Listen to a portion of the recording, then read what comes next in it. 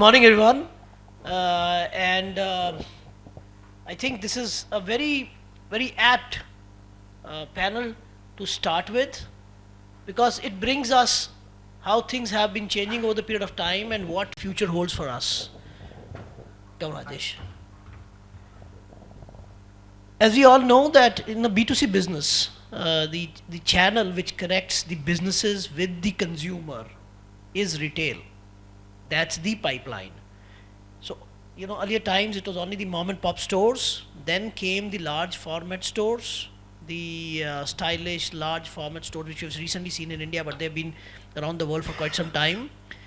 And then tech started playing its role and disintermediated the brick and mortar and straightway started going to the consumers. The aggregator platforms, all the entire story started with Amazon, and then we have the Amazon likes the world over now.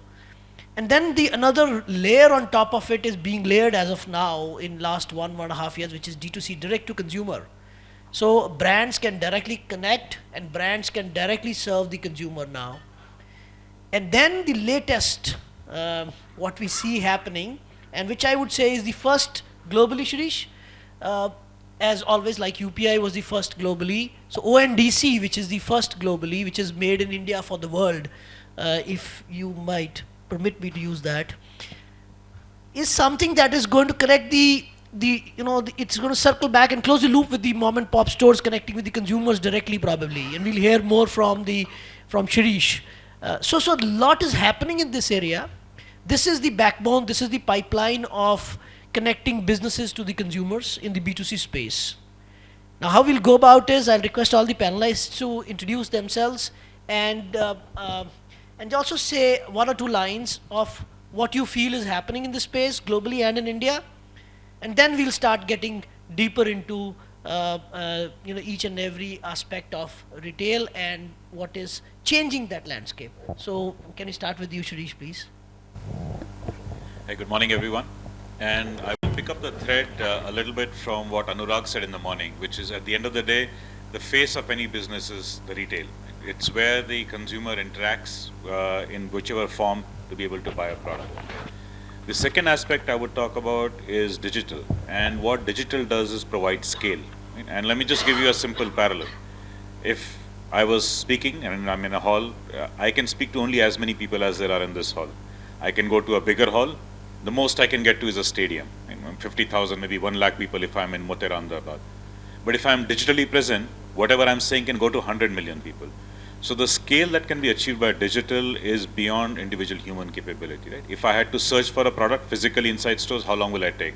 But when my shopping application or a browser searches, it can search through millions of websites in a flash of a second.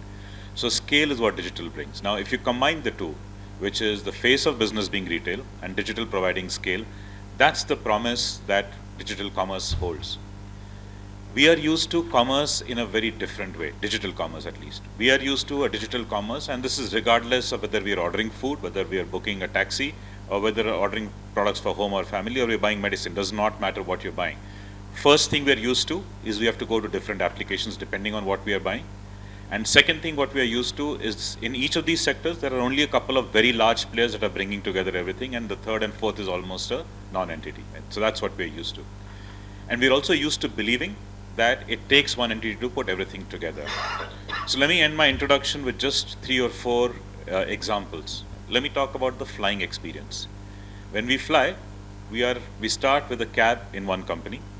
When we reach the airport, either we are going through a software Dijay Yatra built by another company, or we're going through a physical human security that's been manned by another agency.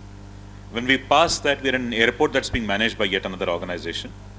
We pass through the checkout area, we reach the bag and body check, where we're back to a different entity which is managing the security. At some point in time, we exit that, we are back into the management who's managing the airport, and then at some point in time, we go to the airline, and that's only on one side. When we land at the other end, we go through the same reversal process.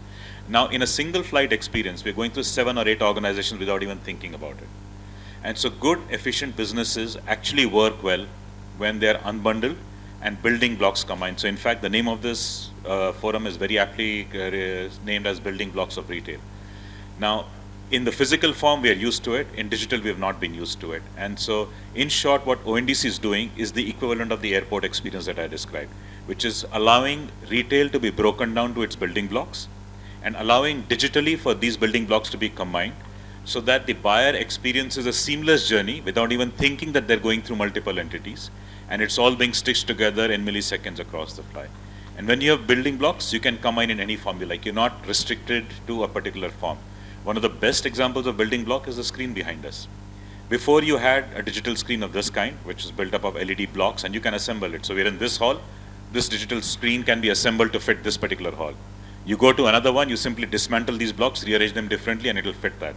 So that flexibility of reducing to building blocks allows you to do business whichever way you want. So now you're not fixed with a standard screen that you have to erect and maybe the ceiling is too small and there's too much space.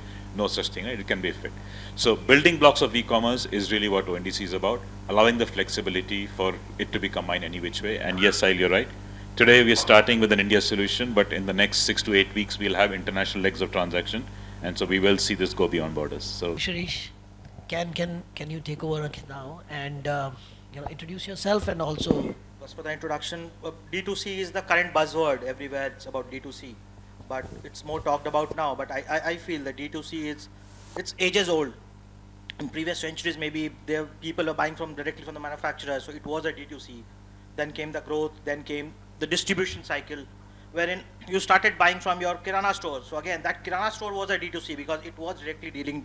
And then came the modern trade, the likes of the Walmarts and the D-Marts. Again, they are the D2Cs of that times. And then the current D2C, wherein the product directly is being served to the consumer. So D2C is not something very, very new. It's old. Just the way you look at it has changed. And this, I think, currently India is the biggest market for the D2C brand. It's growing at around 30-35%, poised to be at around $100 billion by 2025, 26. So there's a lot of scope around. Hello everyone, Siddhant here. I'm from Shopify. We are a global commerce company where we provide essential internet infrastructure for brands to basically sell online. And we power a bunch of D2C brands today in India. Definitely D2C has grown dramatically in the last 6-8 years. We've been in India for 10 years plus now. But in the last 6 to 8 years is where we've seen the real growth. It started off with some of the earlier online brands like Boat, Wow Skincare, Sugar Cosmetics, really selling online direct to consumer, using a low investment, fast go to market channel. And from there we've seen them now evolve and go offline, right? Also because e-commerce has grown so dramatically, we've seen that a lot of brands have come up in very interesting categories like fitness accessories, gardening, things we couldn't have thought of you'd buy online from a website, 10 years ago. You're seeing that now, right? And not just these new age D2C brands, but also traditional brands, folks who'd been selling offline with big retail footprint with lots of stores, realized through the pandemic that they need to now go backwards and invest more heavily into, forward or whatever you want to call it, like cover all channels and set up their own direct-to-consumer website, right? So that's what we do, and that's it's been great to see the progress so far, and yeah, it's exciting to be here. We have another coffee mogul in the making, right? So, Samarth, yes, go ahead. So absolutely, there is another coffee model in the making, and I've said this one times too many that we don't need too many coffee competitors. So if there's anyone out here listening to what we're saying, planning a coffee business, we have so many out there. But that said, the market's been big enough.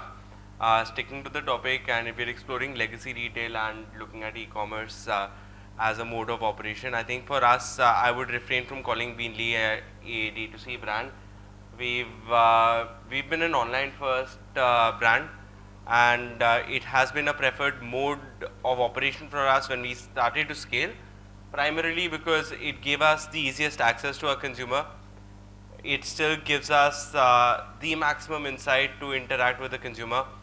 the amount of data we collect from our consumers by interacting directly with them online through various mediums is it's unparalleled. And of course, the inevitable expansion for any business is to distribute via retail, whether you choose to have your own retail offering or to be present via other retailers. But this for young brands has been nothing short of a miracle to have the option to interact directly with your consumer at such a low acquisition cost. I mean, it's rising as we talk, but this was a great boon. You are from typical retail, right, which is shaping up. Yes. So, why don't you give some insight how you feel things have changed? Avit, brands come from what we do and how we do it. So what we do is we integrate audio, visual, interiors and technology. That's a very different product. And how we do is, whatever we do, we add value, innovation and trust to all our processes. If we don't do that, we are not into that business at all. So we started this business, actually this business started from an incident where I went to buy a product and the retailer didn't want to open the box and show me. And I was surprised that how can a retailer not give you an experience of a product which he's meant to do that. So that's the journey where we started, and we are, for that product, we are the largest seller in the country today, because I realized the potential of that product, and we are omni-channel present at the moment. We represent brands like Sony, Zeiss and Bose for audiovisual products. We have another vertical which is furniture, or we say called interiors, where we touch. So we is from one of the best brands in the world called Hastings, and there's another brand called Koinor from Germany. So why another incident why I got into it was when I went to buy a mattress for myself. It was a very important thing for you, and nobody allowed you to sleep on a mattress. So that's where my journey for a good mattress started. So physical store, where we say it is where a customer must experience a product. That's what I feel. That's where, and if you look at the customer journey today, so it starts from the need, the awareness, product information, and product evaluation, and then the purchase. So if you see with the current omni-channel presence, what we see that till the customer come to the retail store, he's basically into product evaluation and choosing which product he wants to buy. He's done all his research online, offline, everywhere. So what we intend that we must bring experience into a retail, experience of a product. So two things which have become very important now is the touch and feel and knowledge of the person there. What Mr. Kazan just mentioned, that the two biggest problems which we face as a retail is high retail cost, high rental values, too high for a country. We are almost 50% to 60% you pay to a real estate, to a landlord, to run a simple store. So internationally it is not more than 20%. And the biggest problem at the moment is quality human resource, which we don't get anywhere. And we are not able to pay them. That's why nobody wants to come into the retail industry at all. Why? Just because our sales cost for a store, more than 50-60% goes to a real estate cost. And not even 20% we are paying to the human resource. So that's something which we must work upon. And I would further finish off with few things that, with two opportunities which we are finding with the new change is, but it depends on which business process you are into. You are either into demand fulfillment or demand creation. So if you're into a demand fulfillment, you are just into a display and deliver, where I think the platforms like ONDC and Shopify would make a lot of difference. That will completely change. So that's one of the biggest opportunity for enhancing your process, making your process efficient. And next would be demand creation. So if you are on the up to the top of the product evolution, product bell curve, the evolution of the product bell curve, then you are into a very different, then you need not even display. So actually when you are displaying and delivering, you are just answering two questions. What should I buy and how I should buy? But when you go to the next level, you are going to a question, you have to answer a question, why I should buy this brand or why I should buy this product. So you need those kind of knowledgeable people, the experience to handle that product for the customer to take a decision. So that's where the whole business of experiential retail is going to change in this world. Shireesh, coming back to you now, ONDC is a very recent phenomena, and I'm sure people have so many questions in their mind. So we'll pick up the main core of the service. So there are various actors on that stage. There is a retailer, there's a consumer, and between the two, or in the middle, there is a payment process. Then there is somebody who's going to deliver the product. So ONDC as a platform or as a service, how is it going to bring all it together, and how, to pick up your example of the airline travel, seamlessly connect the entire thing? And while you answer this, please let us know who will finally own the consumer experience on that platform, and secondly, who will own the data? Okay, so I think there are 4 questions in there, so remind me if I don't answer all of that. Let me start with the one I remember. So the journey is always owned by the entity, for the consumer, is always owned by the entity the consumer deals with. And let me give you some parallel examples.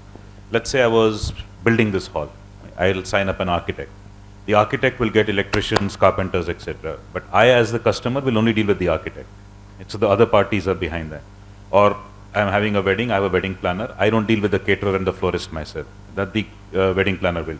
So whoever you deal with that entity. If I'm sending you money, you have a different bank, I have a different bank. I will not talk to your bank if you don't receive the money. I'll talk to my bank. So anytime there is a multi-step sequence, customer always deal with the party that they had an interaction with. Right. Even in today's e-commerce, there is a marketplace and there's a seller. Customer doesn't deal directly with the seller, deals with the marketplace, because that's the party you place the order on. So on ONDC, the consumer will interact with the buying application. The protocol has the provision for all communication, whether it is for purchasing, which is the core part of it, or if there's an issue or a grievance, all of that to be communicated. That's what a protocol does. It basically lays down the strict communication guidelines between the parties. And the buyer application and the seller applications have signed a network participant agreement with us. So they were signed on that, yes, we'll abide by these rules. And then there is law of the land. So this combination comes into play. And so when a buyer buys from a platform, any platform that they're shopping on, they will deal only with that platform. That platform has the back-end technical connection through our network and our protocol to be able to handle all the rest of it. So that's the journey part of it. Now, how does it get stitched together? It gets stitched together very simply by the protocol transmitting what the buyer is looking for. Typically, buyers begin one of two ways. Either I want a product, let's say I want a 200 ml bottle of water, so I know the product. Or I might not have a product in mind, but I have a certain end experience in mind. Let's say I want to order food, South Indian food today. So I may not have decided what the item is, but I will then hunt for a restaurant that serves that. I will go through the menu and then I will select. So sometimes I shop by the seller, or I might want a jacket. And I know the shop I want to check out jackets from. I might not know which models and versions they have. So sometimes I begin with the product, sometimes I begin with the seller. Those are the two. Both are enabled. Now, on the buyer application, when the journey begins in either of those fashions, a search package gets broadcast to the network. And it has two components. One is what the product is. So let's say I was looking for a bottle of water that comes under the grocery category. The registry identifies which are all the grocery catalogs, and the search gets broadcast to all the grocery catalogs. We're doing it by category because you don't want to overwhelm the system. Right? If I want to buy this, I don't want to send it to an electronics store which doesn't stock water. So products are classified and sellers are classified by category. The second component that goes is that the buyer application also transmits its commercial expectation. How much commission do I expect? When will I pay the seller side? Is it immediately on the order? Is it on the time of dispatch? Is it on delivery? Is it after the returns window closes? Or it's part today, part after delivery? Those are digitally embedded. So a seller application, when it receives the search packet, it will say, okay, do I have this 200 ml bottle in any of my catalogs? All the catalogs which have this item, I check for what the seller has agreed as terms. So wherever the seller has agreed that, okay, this level of commission is acceptable and I'm okay to waiting whatever the time is, then they'll say, okay, here are the following entries from my pool. Similarly, another seller application will do the same thing amongst its catalogs and will send that back. So all these packets will come back to the buyer application, which will then present that list to the customer. As they do today, Customer only clicked a search request, got presented with options. They will filter them, they will then select, add to cart, make a payment. So the buyer's journey does not change. But the software allows these multiple parties to come together in this fashion. And the beauty is because of this unbundled nature, one buyer on one buyer application can pretty much buy any category of product. So today if I'm going on a holiday, I'm usually booking my flight on one application, booking my hotel on a second one, my taxi to the airport on a third one. Now I can do it all on a single one and be able to check out in one go. And in fact, just yesterday we announced the addition of mobility services also on the network. So all these services are coming on board. So that's the kind of seamlessness of the journey. Each transaction has the transaction details embedded in a non-reputable digital contract, and then the network participant agreement and laws of the land. These collectively ensure that there is responsibility and accountability ascribed. And we're also building digital tools to enforce that. So that's the experience part of it. Now you had two other questions you'll have to repeat. So who owns the data? Data. Now the data is owned by people who have a right to use it. Right? So when I walk into a shop, physical shop, the shop does not know who I am. But once I've decided what to buy and I go to the cashier and they make the invoice, that's when they take my name, phone number details, and that's when they get to know who I am. Similarly on the network also, at the time I'm searching, sellers do not know me as a person. They will just know an item of water bottle was being searched for. When I select a particular seller and I check out, that's when my information travels to the seller because the seller has to make an invoice and dispatch the product to me. So only that seller knows. All the other sellers and all the other seller applications will not even know whether I checked out or not. All they know is a search happened and that's it. Beyond that, they do not know. The buyer application has my entire history because that's where I'm on. So they have legitimate right to it. Similarly, a seller application will have the seller's history, whichever the buyer applications are coming from, and it's compartmentalized. ONDC has none of the above. And so we're not going to keep that data. At some point in time, we plan to bring an open data ledger which has only aggregate, anonymized information with no PII, no competitive information. So at a broad industry level, people have some concept of how things are going for their strategic planning purposes. So we could, for example, tell you how apparel sales are growing in Uttar Pradesh, or we'll tell you how much the food sector is growing. Right? So you'll get a sense of scale without having a specific players or a specific seller or buyer's information. So that's how the data is being managed. Great, thank you. Siddhant, Shopify, if I may say, it was one of the tools or one of the platforms which tried to disintermediate the aggregator model, where they tried the individual brands could directly connect with the consumer. Also help them, I mean, Shopify would lead the stack, and there were various other participants, the payment model and the delivery part and all, but this was where things started, right? Do you think now ONDC is there to disintermediate Shopify? Absolutely, I think, yeah, that's the direction that we see happening as well. But yeah, I think the mission that Shopify has. You'll have to place it like this. Then yeah. Hello? Yeah. Can you hear me? Hello, can you hear me now? Okay, great. Thanks. What I was saying was, so Shopify's mission has always been to democratize commerce. And I think what ONDC is doing is really great, right? Like I think it aligns really well with what Shopify has been trying to do.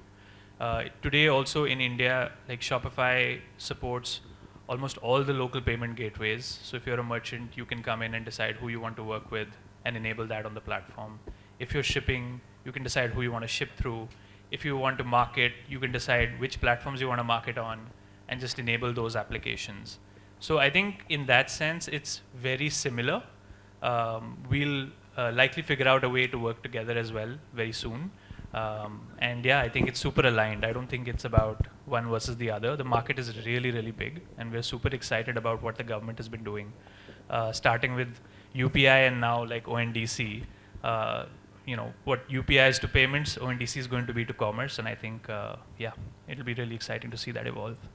What is you said there is, there's huge growth happening in D2C as far as India is concerned. So could you just share some figures globally? What is the rate of growth for D2C, and in India, what is the, and when you say D2C, there are two components to D2C, right? One is you have your own store, but on aggregator platform. And the other one is you have your own store, which is like what Ankit is doing, his own website, which is brand.com, or your own brand.com. So which one is growing faster?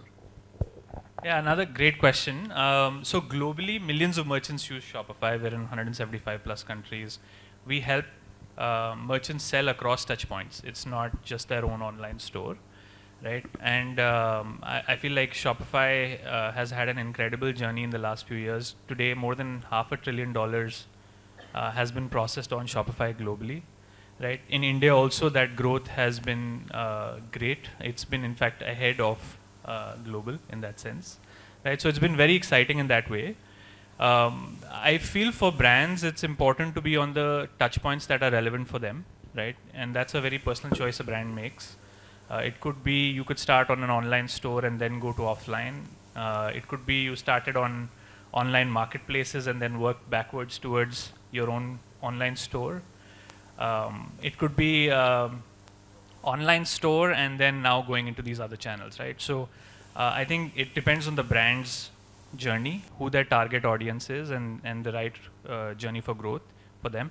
What we do tell brands is that an online store is an incredible way for you to learn about your customers. It's a great way to interact with your customers and get that feedback because you own the customer data end to end, right? And you can experiment really fast. And so we tell brands to invest into that channel as a result, so that then it can help them, grow across the other channels as well. You said that there is so much of choice available. So now coming to somebody who's been dealing directly with the consumer. So Ankit, you, and then we'll go to Samarth as well. You have so much of choice now. You could open a retail store. You can actually sell to a large B2B store, cash and carry kind of a store. You can have your own. You already have your own D2C, and now you will also probably connect with ONDC. So with all these options there on the table, what is your experience? Is the change happening too fast? Are you as a typical business being able to cope up? Which one do you think is really benefiting you, and which one do you think is not benefiting the individual businesses and is more of benefiting the aggregators or the platforms who are trying to bring everybody together? As a D2C brand, it's been a roller coaster ride, no doubt. The growth has been phenomenal, but then what I see D2C brand is all about listening to your consumers. So what the brick and mortar store or the other brands could not do was listen to the consumer, understand their exact needs, understand their problems, get to the core and solve it. That is what D2C is all about, and that is where they have been able to inroad into the market currently. Understanding the basic, smallest of the need. Focusing on customer experience is again one part. Getting into a 360-degree thing for the customer, approaching them through everything, through social commerce, through SMS, WhatsApp, internet, social media and everything. So that approach has given a rise to D2C. Consumers today we are the largest content consumer in the world. So getting into that, pitching your products through that is one of the biggest success point I would say for a D2C brand. One thing which a D2C brand should do, I'll say, is not get into the price war. That's most often talked about from the brick and mortar store, getting into discounts and everything. Price war will not help you get to that right consumer. We should more focus on creating value for the customer and giving them the right product at the right price point. We generally tend to sway in terms of short-term goals for getting into discount mode and trying to achieve the customer. But again, if you give something for a cheaper price or lesser price or for free, that customer will never stick to you. You need to make sure that your customers stick to you because of the product, the experience, and the amount that he has paid for is worth for it. And what happens, we tend to create value for ourselves and not value for the customer. For us, we need to capture the value from the value that we have created for the customers. Another, as a D2C brand, focus on team building, I would say. Not the traditional team, but then get to this age. Have people like visual merchandisers or product managers who does continuous innovation in the products, understands the customers very well. Keep on innovating, keep on introducing different things into the product so that the smallest of the problems, it could be very fine problems, which majority of the brands might overlook. Focus on that. One very important thing, data analysis. Have data analyst team. You have a gold mine of a data as a D2C brand. Every point, since what consumer came to your website, what they have done, how they have purchased, use that data. That is one of the most important thing. For example, I'll give you, you might, as a D2C brand, we do a lot of email campaigns. So what we generally do, plot this email campaigns on a data sheet on what time of the day you sent the campaign, what products did you send in, what was the messaging, out of that, which worked out the best. Very simple to say. It seems difficult, but it's not that one. Understand that data and then try to get to the consumers. Most important part, another one is tech and automation. Me, as a small D2C brand, today in this world, tech and automation comes at a very low cost. You have lots and lots of SaaS softwares. Gone are the days where tech used to be very, very costly. And without tech, you cannot scale up. Great. And tech doesn't mean only in terms of customer experience, getting them, but even in your backend, supply chain, your order processing and everything. You have a direct to consumer connect right now. You're trying to create a place which is go to place for every coffee lover, right? More on a D2C model. So do you think the entire stack of services like Shopify and others are actually helping you, businesses like you, to connect with the consumers? Is there a missing piece in the chain which is still to be filled by somebody? And do you think ONDC will also further help it and help you fire the business further? So what is your experience being with these platforms and technologies till now? And what do you think is the pain point which still needs to be addressed? We'll start with Shopify. I think it's been a great value enabler for our business, irrespective of where we operate, whether it's online, whether it's offline. The sort of data we get access to again with Shopify is gives us a lot of value addition. With respect to ONDC, I'm still learning a lot more about ONDC. We've had an initial call with ONDC. I'm yet to understand the model a lot better before I can comment, but I'm sure if there is another platform for us to access, we are always going to try and access as many platforms as possible. Coming back via this question to your last question, I think evaluating where we sell the fastest, where we sell the best, at the lowest acquisition costs is a constant evolution, and if ONDC enables that in any way without having the pricing wars that we are referring to, 100% this is going to be another model that we would want to explore. Which you still feel there is a pain point for businesses like you which has not been addressed by any of these technologies and the platforms which are coming up? So again, a slightly tough one for me to pinpoint, but I'm sure there are various things that businesses find unaddressed at this point. There will be many solutions which are going to come in further.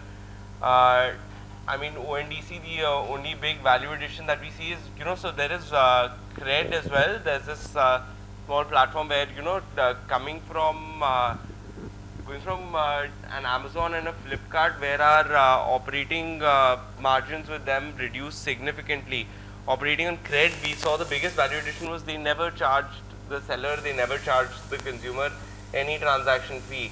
And that, I think, is very similar to what ONDC is doing. It's an enabler at a zero cost. I mean, nothing in life comes at a zero cost, but hopefully... Yeah, I'm glad that you added, nothing comes at as a zero cost. There is always some cost. If there is no cost, then you are the cost, right? Exactly. Okay, so Rajesh, coming to you now. You mentioned about touch and feel, the importance of touch and feel right at the beginning, but what we have been discussing since all that time is online, enabling online, direct to consumer, or ONDC is a platform where people go identify a seller or a product and buy, right? And it will get delivered most probably. So where does touch and feel go now? So I'll take an example. If you look at Apple, Apple has almost all channels what you give now, from D2C, e-commerce platform. They also have retail stores, everything. Now you see, Apple has invested hugely on their own stores. So what do they want to change? Why? You go to any corner, you will see an Apple store, they have a product. So what they want to change? It is the people inside the store, which are the most important thing.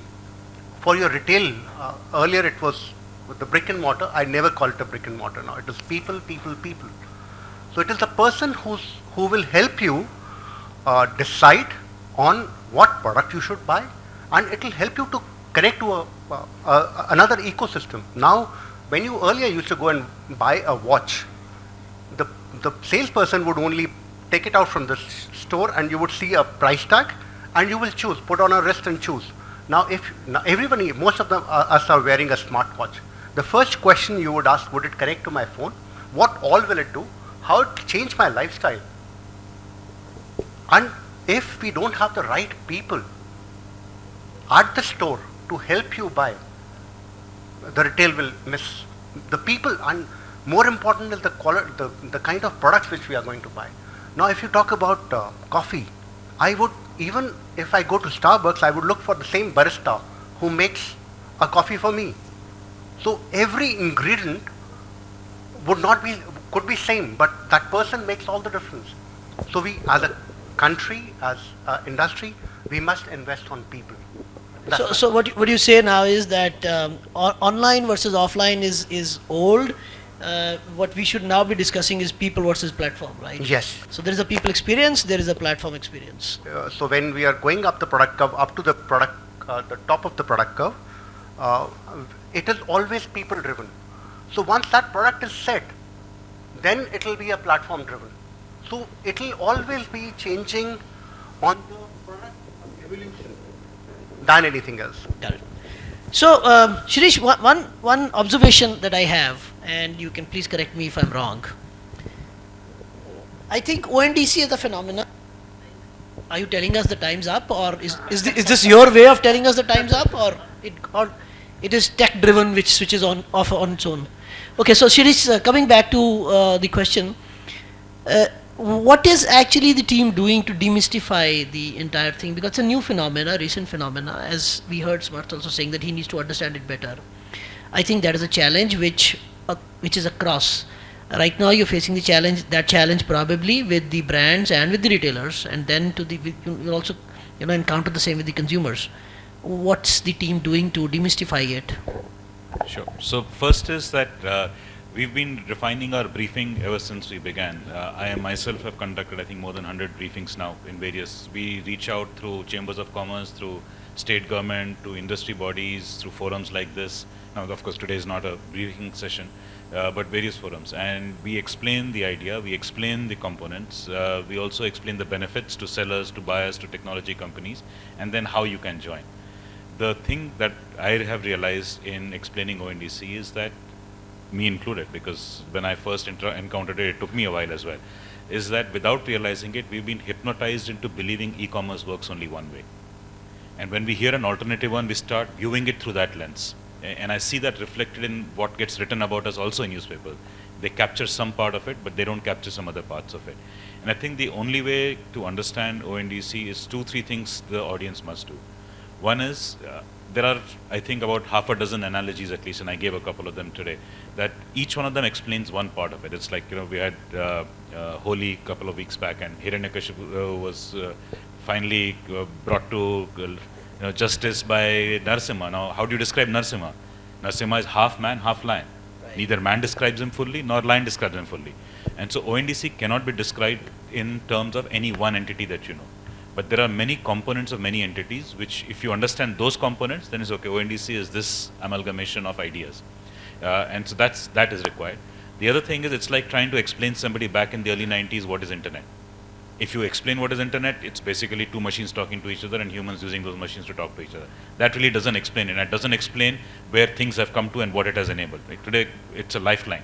We do nothing else, right from our biometric identities to now machines talking to machines rather than humans talking to humans. Internet has gone huge way, right, at streaming entertainment. So it's hard to describe what it is making sense. Only when people apply it, okay, if this is the capability, this is how I can apply, that's when it will start to make sense. So I think people have to contribute to their own understanding rather than expect it to come out of the box, because it depends on the application much more than what it is. This question is to almost everyone. Overall, we've seen that the mom and pop stores business has shrunk over the years. The small businesses, small retailers business has shrunk in last maybe 2 decades, where it was maybe 95 to 97%. It's come to about 80% or even lower in some areas.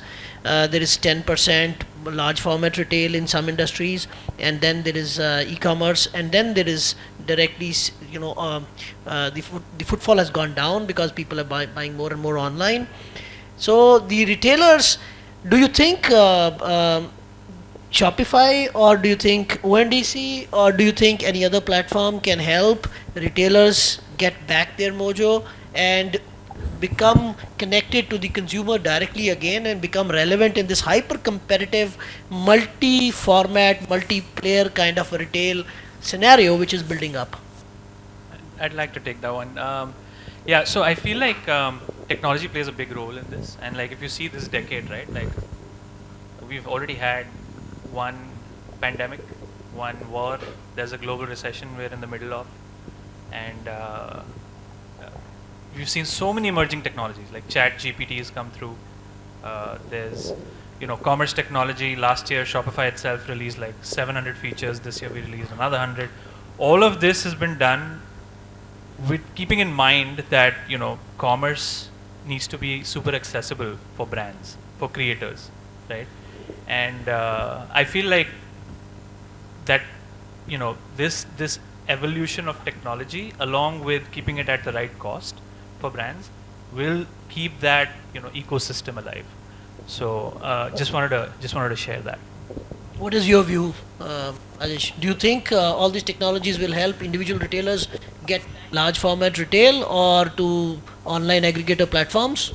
Yeah, but I think first retailers need to understand themselves and what market they are going to cater to.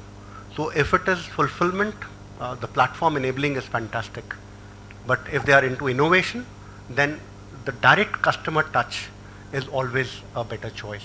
Wherever the creativity, the innovation, things would happen, people would play a better role. Technology, you can just, a phone is to call, but to your mother. But your mother's voice will be your mother's voice forever. So technology is always an enabler, but connect is always human. Technology is an enabler, connect is always human. That's a good one.